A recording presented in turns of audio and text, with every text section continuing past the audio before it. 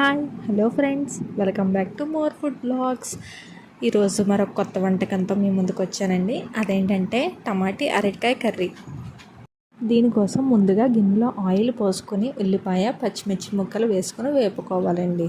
వేపుకున్న తర్వాత కొద్దిగా టమాటీ ముక్కలు వేసుకొని 1 స్పూన్ ఉప్పు వేసుకోవాలి.